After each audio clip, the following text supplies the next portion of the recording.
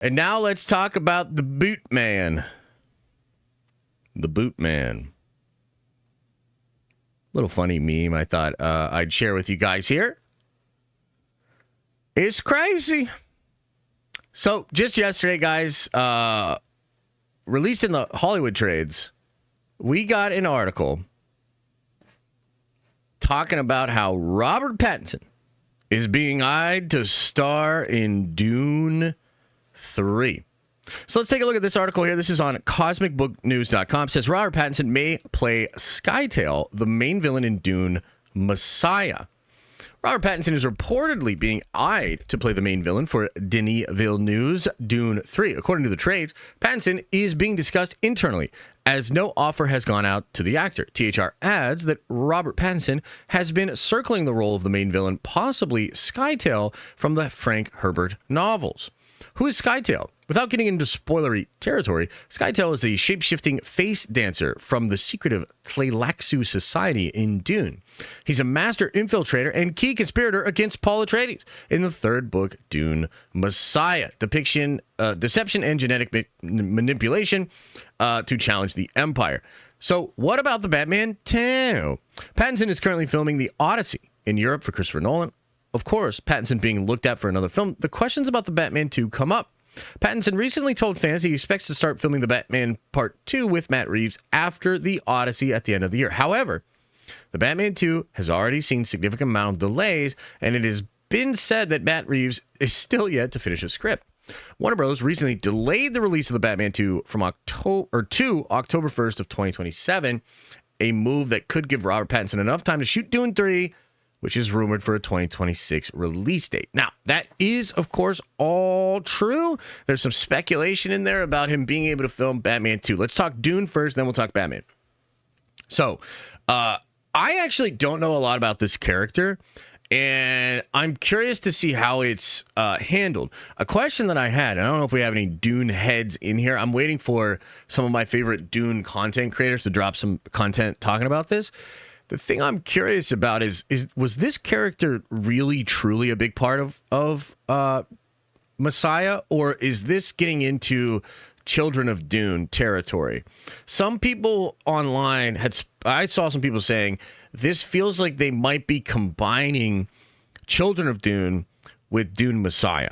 And I kind of always thought that would be something that they did, because Dune Messiah is like a really weird book. It's like 16 years after the jihad or whatever. Like the whole galaxy's basically burned. Paul's fucking, yeah, it's crazy. But it's really just a lot of characters talking about what happened and living in the wake of like, oh shit, did we fuck up by making Paul the leader and everything, right? So like that's kind of what Messiah is about, and then Dune has to do with his children and like a new direction for things. So I don't know. I always thought, from what I know about the third book, you can't adapt that. You have to show some of the war, I think. And Denis already changed Dune quite a bit, in my opinion, from what was going on in the books, and he does it in a way that supports cinema and what people are looking for out of a movie, as opposed to reading a book. So I think it's all been fair play. So that's kind of a question I have, right? Is like, okay, are they combining something here? That's really interesting. Of course, I think Robert Pattinson is a good actor. I don't love his Batman, but I think he's a good actor.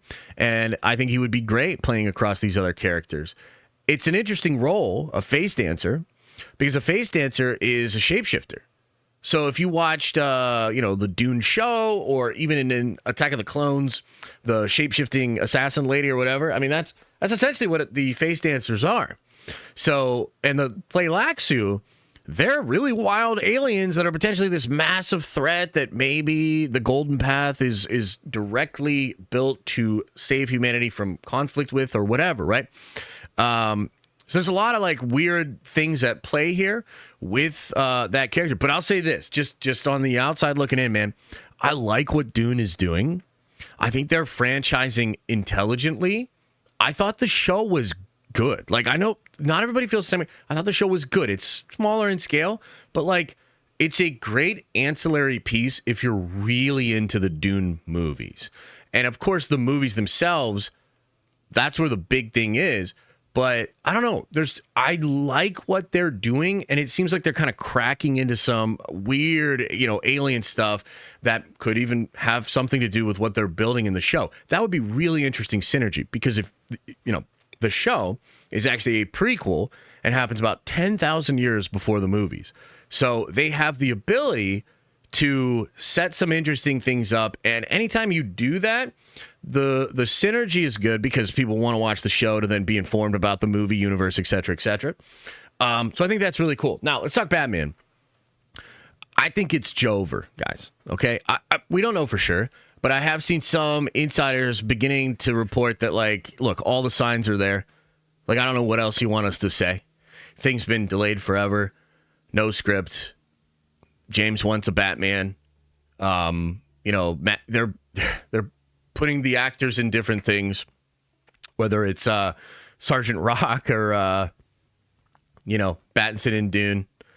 So I personally think it's over. I think it's over, but maybe not. And it's even possible that no, this is just happens to be one thing and they can fit Rob in and they're going to do it and then it'll release next year. I would love to see the second movie. I wasn't even a big fan of the first film, but it left off in a way where I was like, oh, that would be interesting now to explore Batman in that environment now. So I would be down. And then the other side of this is I wonder how the fan base is going to react. The Batman universe, Matt Reeves' universe, is arguably the most successful DC stuff in the past several years. The Penguin show's winning awards, breaking viewership records for Max. The Batman Part 2 did pretty well in the box office. So it's kind of wild, right? Gunn is essentially removing the most successful thing that DC currently has, possibly just to kind of make way for his own stuff and his own vision. Wild times over there at DC, man. We're in that weird period where we don't quite know what it looks like. A lot of rumors that you're going to meet the DCU Batman in the Superman movie. I don't know if that's true or not, but wow, would that be cool? And if that happens, I feel like it really does close the door on what Pattinson and Matt Reeves are doing. So, very, very interesting. Very wild times when it comes to DC. And I guess for Warner Brothers, it would make sense, right? If I were to take a big star off of a big franchise, you'd want to throw him a bone, put him in some other stuff. So, I guess we'll see, chat. Thanks for watching, and if you like this clip, smash a like on the actual video and subscribe to this channel. That way more of these clips get into your feed. I've also linked the full episode below if you want to check out the entire thing, including the Q&A we do with fans. You can also watch this show live. We do it live Monday through Friday at 11 a.m. Eastern Time. And you can also find all of my content, including the videos I put on my main YouTube channel, on the podcast feed.